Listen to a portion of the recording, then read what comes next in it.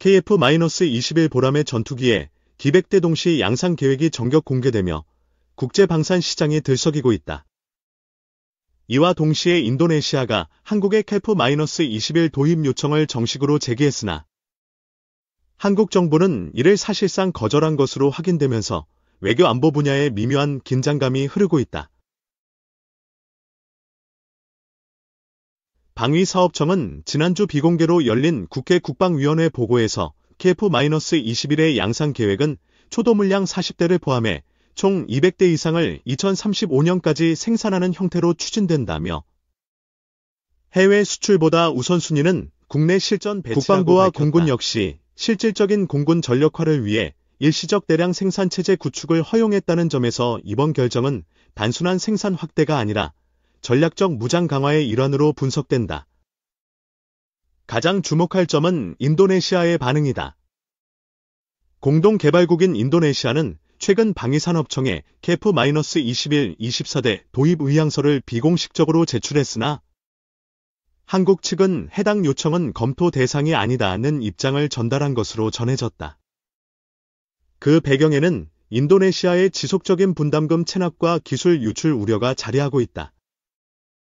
실제로 인도네시아는 현재까지 약속된 1조 7천억 원 중 절반 이상을 납부하지 않은 상태며 KF-21 관련 기술 문서 일부가 제3국 방산업체에 흘러들어갔다는 의혹도 제기된 바 있다.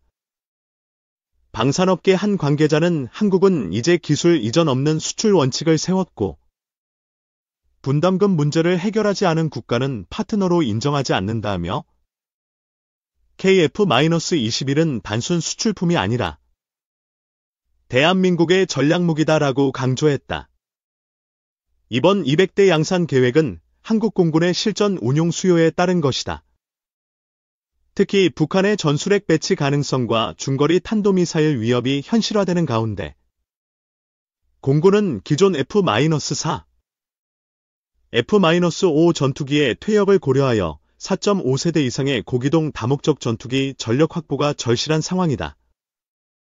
KF-21은 현재까지의 성능평가에서 전자전 대응력, 공대공 공대지 전투 능력, 피탐지 회피 능력 면에서 동급 기종을 상회하는 수준이라는 평가를 받고 있다. 이번 발표로 한국은 사실상 F-35와 함께 양방향 전략 전력을 확보하는 셈이 된다. 특히 KF-21은 F-35보다 운용 유지비가 낮고 정비 인프라가 국산화되어 있어 장기적 전력화에 더욱 유리하다. 군 관계자는 KF-21이 배치되면 2030년대 중반에는 한국 공군이 400대 이상의 4.5세대 이상 기종을 확보하게 된다며 이는 일본, 중국을 제외한 아시아 최대 규모의 공군 전력이라고 설명했다. 이에 따라 인도네시아의 좌절은 더 커질 수밖에 없다. 2015년 공동개발 MOU 체결 당시 인도네시아는 전체 개발비의 20%를 분담하고 기술 일부를 이전받기로 했다. 그러나 이후 수차례 납부 지연과 협상 파기 논란을 반복했으며 최근에는 자국에서 독자 전투기를 개발하겠다는 발표까지 하면서 한국 측의 신뢰를 잃은 상황이다. 실제 KI는 최근 국회에 제출한 문서에서 인도네시아 기술진의 복귀 여부와 무관하게 양산 사업은 전적으로 한국 주도로 진행될 것이라며 인리 요청은 추후 수출 계약으로 검토할 수는 있으나 공동개발 지위는 인정하지 않을 방침이라고 못 박았다. 국제 반응도 흥미롭다. 말레이시아, 필리핀, 폴란드, 아랍에미리트 등 다수 국가가 KF-21에 대한 수출 타진을 공식화한 반면 인도네시아는 협력 대상에서 제외된 셈이다. 이와 관련해 국내 한 외교 전문가는 KF-21은 단순히 무기 수출이 아닌 한국이 글로벌 방산 강국으로 도약하는 상징적 프로젝트라며 이제 한국이 기술 주도권을 갖고 파트너를 고르는 시대라고 강조했다. KF-21은 2026년부터 본격 양산에 돌입한다.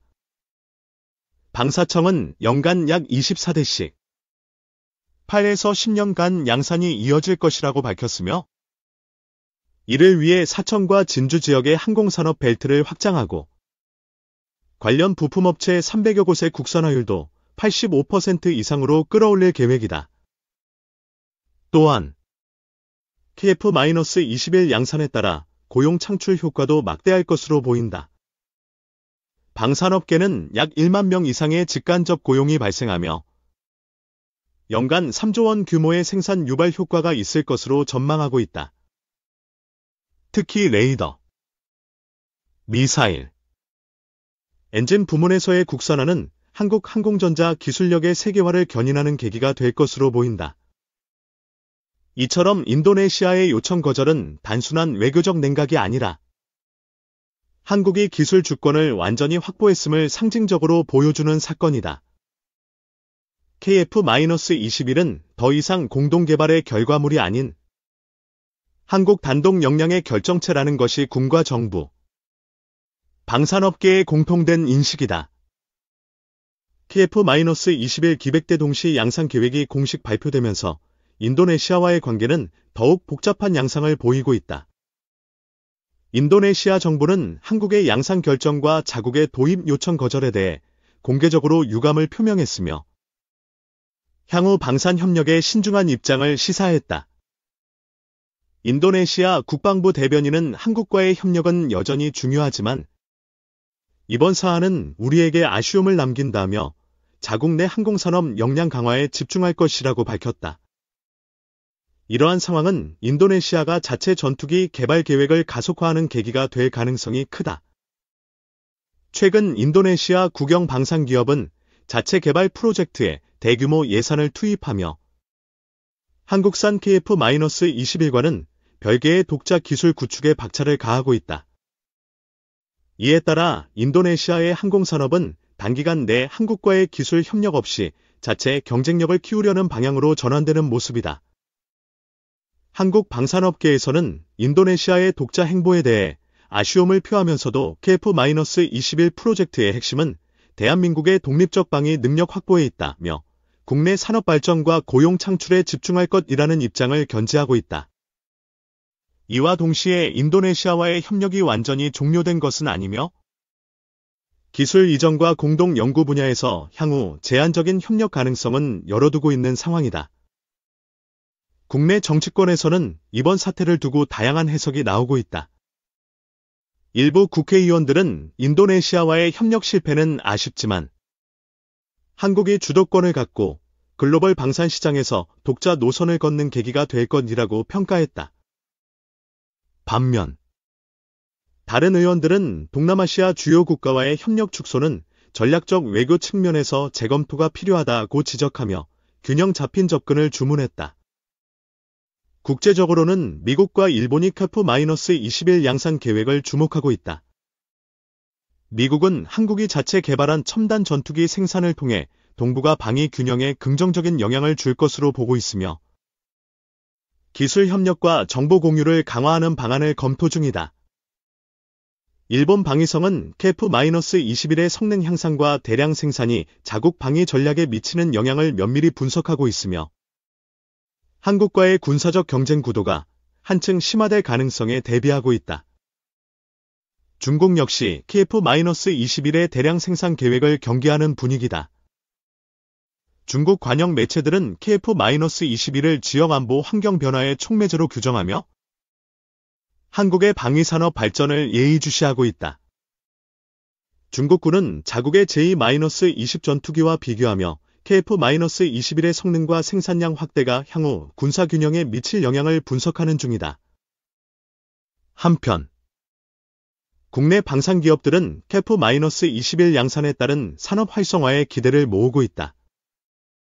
항공기 부품 제조업체들은 생산 확대에 맞춰 시설 증설과 인력 채용을 진행 중이며 관련 연구개발 투자도 크게 늘고 있다. 이는 한국 항공우주 산업 전반의 경쟁력을 한층 끌어올리는 효과를 낼 전망이다. 결국 KF-21 200대 동시 양산과 인도네시아 도입 요청 거절은 한국 방위산업의 자립과 글로벌 진출을 상징하는 중대한 전환점이다. 향후 한국은 자체 기술력과 생산 능력을 기반으로 국제 무기 시장에서 입지를 강화하며 전략적 파트너를 신중히 선택하는 새로운 국방 외교 시대를 맞이하게 될 것이다.